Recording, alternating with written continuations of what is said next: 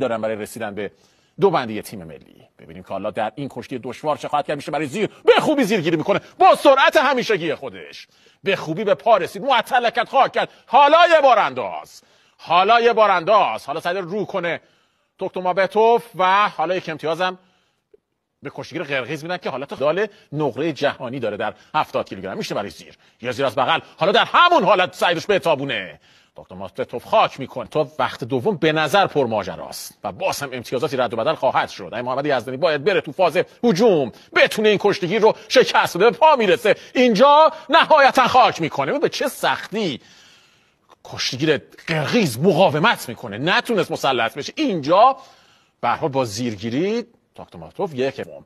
حالا سعی داره که محمد یزدانی به آب آتیش بزنه، اجازه کارو نمیده. تو برگشت توکتومابتوف زیرک این کشتیگیر. حالا امیر محمد یزدانی اگه پا رو رها کنه بتونه دور بزنه، خاک کنه، به پشت حریف میره. هنوز مسلط نشده، تنها 10 ثانیه. ببینیم به چه صورتی حالا بارانداز رو اجرا میکنه.